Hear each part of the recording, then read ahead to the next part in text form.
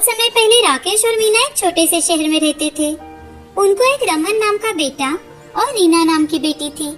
राकेश और मीना दोनों जॉब करते थे और उसी कारण वो दोनों अपने बच्चों को कभी भी वक्त नहीं दे पाते थे।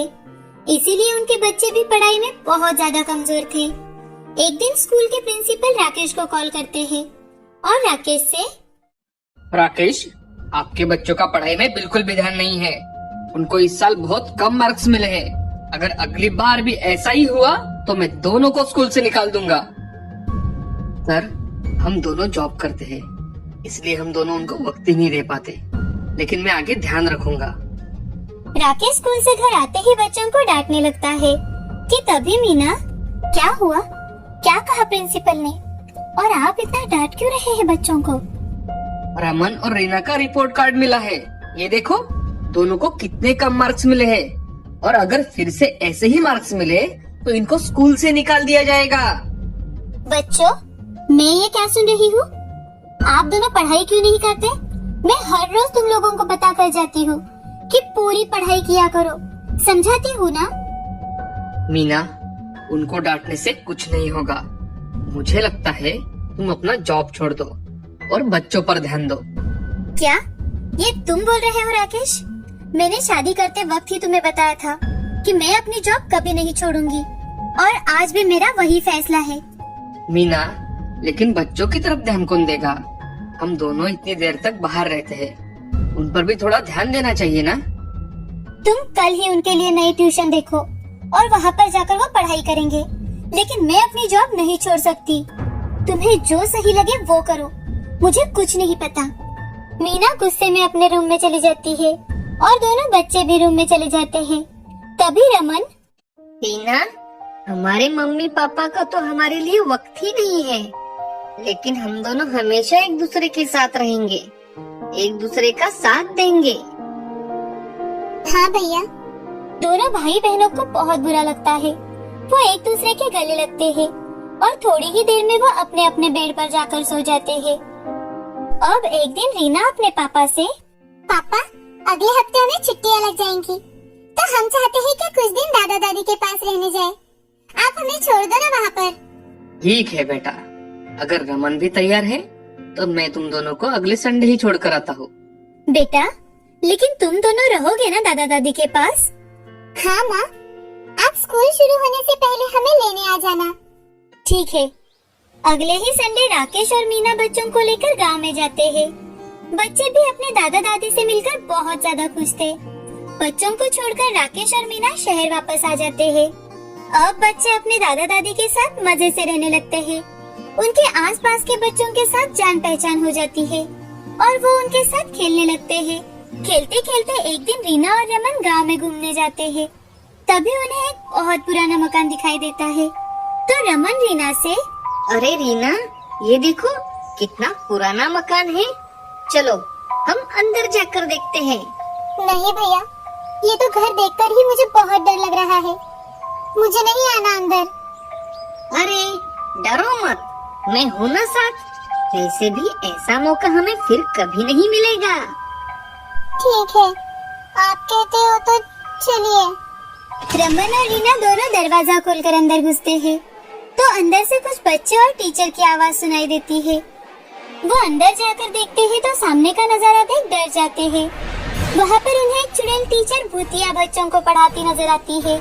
वो दोनों बहुत डरे हुए थे कि तभी भूतिया टीचर बच्चों से, आओ आओ रमन, रीना, अभी क्लास शुरू होने वाली ही है, चलो क्लास में जाकर बैठो। लेकिन हम कैसे? रमन और रीना इतने ज्यादा डर जाते हैं कि डर के मारे वो वहाँ से भाग ही नहीं पाते और उन भूतिया बच्चों के साथ पढ़ने लगते हैं। भूतिया टीचर भी बच्चों को बहुत मन लगाकर पढ़ाती है। रमन और रीना भी बहुत मन लगाकर पढ़ते हैं और उनके पास से अपने सारे डाउट्स भी क्लियर करवाते हैं। शाम को उनके स्कूल खत्म होते ही भूतिया टीचर, बच्चों, कल भी वक्त पर स्कूल पहुँच जाना, और हाँ, एक बात का ध्यान रखना, किसी को ये बात पता न चले कि तुम यहाँ पढ़ाई करने आते हो, नहीं तो तुम्हें कोई यहाँ नहीं आने देगा। रमन और रीना बातें करते करते और खेलते खेलते घर पहुँच जाते हैं। तो उनकी दादी, अरे बच्चों, कहाँ पर थे दिन भर? पूरा दिन खेलने में गुजारते हो।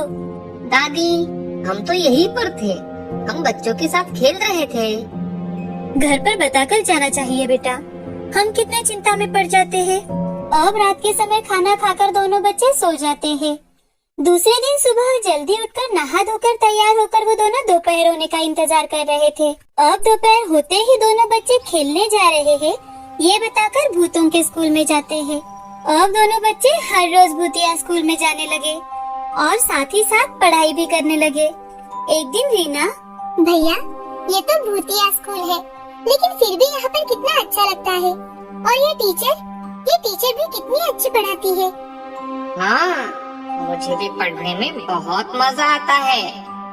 लेकिन मुझे एक बात बताओ, तुम सब लोग भूत कैसे बन गए? एक दिन बहुत जोर की बारिश और हवा की वजह से स्कूल का छत गिर पड़ा और उसमें हम सबकी मौत हो गई। लेकिन हम आज भी अपने टीचर से पढ़ते हैं। ऐसे ही एक महीना बीत जाता है। अब बच्चों का शहर लौटने का वक्त आता है, तो वो भूतिया स्कूल में आकर बच्चों और टीचर से अलविदा कहते हैं। शहर जाते ही रमन और रीना का स्कूल फिर से शुरू हो जाता है। उनकी पढ़ाई में तरक्की देख उनके टीचर भी हैरान रह जाते हैं। हमेशा कम नंबर मिलने वाले रमन और रीना को इस साल सभी सब्जेक्ट में फर्स्ट नंबर मिला था। तो ये देख प्रिंसिपल राकेश और मीना को स्कूल में बुलाते हैं और उनसे, राकेश जी, आज मैं बच्चों की कंप्लेंट नहीं करूंगा, बल्कि मैं आपका धन्यवाद करना चाहता हूँ। जी सर, धन्यवाद? मैं कुछ समझा नहीं। अरे राकेश जी, एक महीने में आपके बच्चों ने इतनी तरक्की कर ली है कि हमें विश्वास नहीं हो रहा। जो मैथ्स का प्रॉब्लम हमारे टीचर सॉल्व नहीं कर पा रहे थे, वो आपके बच्चों ने सॉल्व कर दिया है। राकेश और मीना दोनों सोच में पड़ जाते हैं और बाहर आकर, राकेश, हमने तो अपने बच्चों की तरफ कभी ध्यान ही नहीं दिया। हमें तो वो कौन सी क्लास में पढ़ते हैं ये तक याद नहीं रहता। और ये सर, चलो कोई बात नहीं, कम से कम बच्चे पढ़ाई तो कर रहे हैं, अच्छी बात है। अब घर आते वक्त राकेश और मीना बच्चों के लिए आइसक्रीम और चॉकलेट्स लेकर आते हैं और बच्चों से प्यार से बातें करने लगते हैं कि तभी मीना, रमन, रीना, गांव में दादा दादी ने क्या जादू किया है तुम पर? प्रिंसिपल बहुत तारीफ कर रहे थे तुम दोनों की पढ़ाई की, लेकिन बच्चे उन्हें कुछ भी नहीं बताते। मीना उससे बार बार पूछती है, लेकिन वो कुछ भी नहीं कहते। अब रात के समय रीना और रमन दोनों बातें कर रहे थे। कितने अच्छे दोस्त और टीचर थे वहाँ पर। उन्होंने हमें इतना इजी तरह से सिखाया कि हम पढ़ाई में अव्वल आने लगे। हाँ ना रीना, मम्मी पापा को हमारे लिए वक्त ही कहाँ होता है। अब कुछ दिन यूं ही बीत जाते हैं। एक दिन मीना घर पर ही थी और तभी रमन और रीना बातें कर रहे थे। वो बातें ऐसी वैसी नहीं कर रहे थे, तो वो अपने भूतिया स्कूल की यादें याद कर रहे थे। तो वो सारी बातें मीना सुन लेती है। भूतिया स्कूल का नाम सुनते ही वो बहुत ज्यादा डर जाती है। उसके तो हाथ पाँव कांपने लगते हैं। अब वो बड़ी हिम्मत के साथ राकेश और रीना के सामने जाकर उनसे, क्या तुम लोग कौन से भूतिया स्कूल के बारे में बात कर रहे हो? रीना, रमन, बताओ मुझे। अब रीना और रमन मीना को सारी बात बताते हैं। बच्चों, हमें माफ कर दो बेटा। हमने पूरी जिंदगी सिर्फ पैसा और पैसे के लिए नौकरी की, लेकिन तुम दोनों को जो प्यार चाहिए था वो कभी नहीं दिया, और वो भूतिया स्कूल से तुम लोगों को मिला। ये जानकर हमें बहुत बुरा लग रहा है। आज के बाद ऐसा कभी नहीं होगा। मैं हर रोज ऑफिस से जल्दी आया करूंगी, और इतना ही नहीं, तुम लोगों को पढ़ाऊंगी भी। अब फिर से छुट्टी आती है और राकेश अपने पूरे परिवार को लेकर गांव चला जाता है। जैसे ही दोपहर का समय होता है, बच्चे उस मकान की ओर जाकर देखते हैं, तो वो मकान वहाँ से पूरी तरह से गायब हो जाता है। बच्चे यहाँ वहाँ गांव वालों से पूछताछ करने लगते हैं, तो वहाँ पर कोई ऐसा मकान था ही नहीं। ये बात उन्हें पता चलती है। ये बात सुन दोनों बच्चे उस भूतिया टीचर और अपने भूतिया दोस्तों को धन्यवाद देते हैं। अब राकेश अपने माँ पिताजी को भी अपने साथ शहर लेकर जाता है और सभी हंसी खुशी रहने लगते हैं। आज भी जब मैं उस दिन को याद करता हूँ तो मेरी रूह कांप उठती है। समझ नहीं आता कि जो भी मैंने देखा, क्या वो सच था या फिर कोई भ्रम। क्या आप भूत प्रेत पर विश्वास रखते हैं? अगर 10 साल पहले यही सवाल आप मुझसे करते तो मेरा जवाब ना होता, मगर उस रात मैं अपने एक दोस्त की शादी को अटेंड करने गांव जा रहा था। बस कंडक्टर को जब मैंने गांव का नाम बताया, वो थोड़ा चौंक सा गया और मेरी तरफ अजीब नजरों से देखने लगा। उसने मुझसे कहा कि ये गाड़ी उस रास्ते नहीं जाती, क्योंकि बारिश की वजह से वो रास्ता बंद हो चुका है और अगले स्टॉप पर उतर के मुझे पैदल जाना पड़ेगा। मेरे पास और कोई रास्ता नहीं था, सो मैंने टिकट ले लिया। रास्ता बड़ा ही लंबा था, सो मैं थोड़ी देर के लिए सो गया। लगभग रात के 10 बजे गाड़ी उस स्टॉप पर पहुंची और मैं बस से उतरने लगा, लेकिन तभी बस कंडक्टर ने मुझे रोका। वो मुझे वहां पर ना उतरने की विनती करने लगा। उसके कहे अनुसार वो रास्ता बड़ा ही निर्जन था, लेकिन पहले ही मुझे बहुत देर हो चुकी थी, इसलिए कंडक्टर को धन्यवाद देते हुए मैं बस से नीचे उतर गया। मैंने मुड़कर देखा तो कंडक्टर अभी भी मेरी तरफ देख रहा था, मानो जैसे उसे मेरी बड़ी चिंता हो रही थी। बस निकल गई और उस सुनसान रास्ते में अकेला रह गया मैं। बस के जाने के बाद वो रास्ता और भी सुनसान लगने लगा।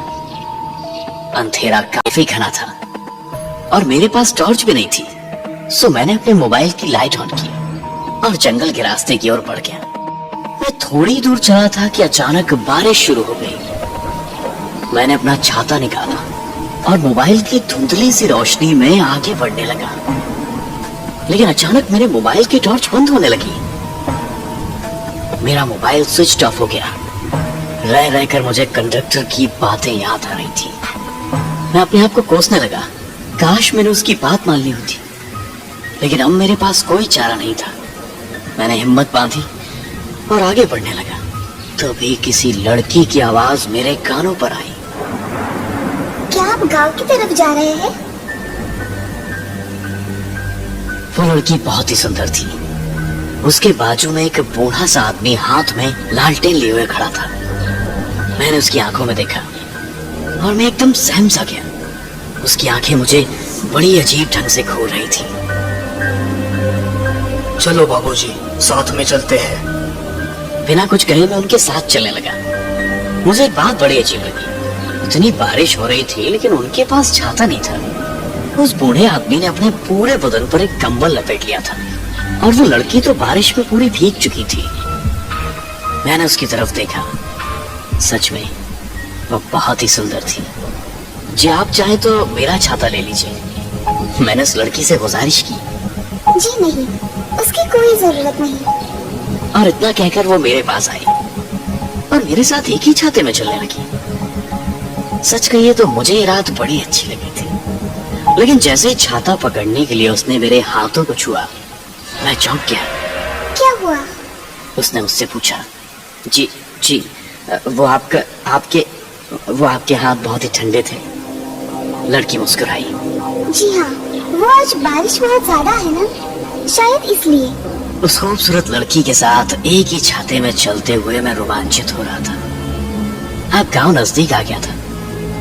मुझे दूर से घरों में जलते टिमटिमाते हुए दियों की रोशनी नजर आ रही थी। मैं उस रास्ते से आगे बढ़ा, लेकिन मैंने देखा कि वो लड़की और वो बूढ़ा आदमी एकदम से रुक गए। क्या हुआ? आप रुके क्यों? मैंने उनसे पूछा। आप गांव में नहीं आने वाले? जी हम गांव नहीं आते, हमारा लॉज है यहाँ पर। कभी वक्त मिले तो आइएगा जरूर। उस लड़की के हाथों में छाता देके मैं आगे बढ़ा। अचानक मुझे याद आया कि मैंने उस लड़की का नाम तो पूछा ही नहीं। अपने आप को कोसता हुआ मैं पीछे मुड़ा और मेरे पांव तले जैसे जमीन खिसकी गई। वहां पे कोई भी नहीं था। मैं आंखें फाड़ फाड़ कर देखने की कोशिश करने लगा। अचानक फिर से बिजली कड़की और फिर जो मैंने देखा, मैं आज तक उसे भुला नहीं पाया हूँ। उनकी आंखें, उफ, उसमें तो जैसे जान ही नहीं थी, लेकिन फिर भी वो मुझे ही घूर रही थी। चेहरा सफेद, मानो जैसे उनका खून ही सूख चुका हो। वो मेरी तरफ देखकर मुस्कुराई। उसके सारे दांत सड़ गए थे। हमारा लॉज है यहाँ पर, कभी वक्त मिले तो आइएगा जरूर। मैं आपकी राह देखूंगी। उसकी आवाज मानो किसी कब्र से आ रही हो, इतनी भयानक थी। मेरे हाथ पांव कांपने लगे। मुझे उस कंडक्टर की बताई हुई बात याद आ गई। उसने मुझसे कहा था कि रास्ते में अगर कोई पुकारे तो रुकिएगा मत। इतनी बारिश में भी मुझे पसीना आने लगा। और फिर अपनी जान हथेली पर रखकर मैं वहां से भाग निकला। पता नहीं मैं कितनी देर भाग रहा था। गांव में पहुंचते ही मैं बेहोश होकर गिर गया। उसके बाद क्या हुआ मुझे नहीं पता, लेकिन 2 दिन बाद मुझे होश आया। तब मेरे दोस्त ने मुझे बताया कि पिछले 2 दिन से मुझे तेज बुखार था और मैं अपनी बेहोशी में अजीब अजीब बातें बड़बड़ा रहा था। मैंने अपने दोस्त को उस रात क्या हुआ वो सब बात बताई, जिसे सुनकर मेरा दोस्त भी घबरा गया। उसने मुझसे उस गांव में घटी हुई एक हकीकत बताई, जिसे सुनकर मेरे रोंगटे खड़े हो गए। वो कहानी कुछ इस प्रकार थी। उसी गांव में एक लॉज था, जिसे एक बूढ़ा आदमी और उसकी नातिन दोनों मिलकर चलाया करते थे। कुछ साल पहले शहर से कोई लड़का उन दोनों के लॉज पर रहने के लिए आया था। वो दोनों एक दूसरे से प्यार करने लगे। लड़के ने लड़की से शादी का वादा किया और फिर वो शहर चला गया। वो लड़की उसके लौटने के इंतजार की राह देखने लगी, मगर वो लड़का लौट कर कभी नहीं आया। गांव के लोग अब उस लड़की का मजाक उड़ाने लगे, उसे तंग करने लगे। उनका लॉज बंद हो गया। वो बूढ़ा आदमी और लड़की दोनों ही अब अकेले पड़ गए। लड़की का हाल तो बहुत ही बुरा था। वो पागलों जैसे बर्ताव करने लगी थी। उस बूढ़े से अपनी नातिन का ये हाल बर्दाश्त नहीं हुआ। एक रात को दोनों जंगल की तरफ निकल पड़े और एक पेड़ से लटक कर उन दोनों ने आत्महत्या कर ली। उस तूफानी रात में मैं जिस लड़की और उस बूढ़े आदमी से मिला, ये वही लोग थे। आज भी जब मुझे वो तूफानी रात याद आती है तो मैं चैन से नहीं सो पाता। अब आप ही बताइए, उस रात जो भी मैंने देखा या फिर महसूस किया, वो सच था या फिर मेरा भ्रम? आपको क्या लगता है, क्या भूत प्रेत सच में होते हैं?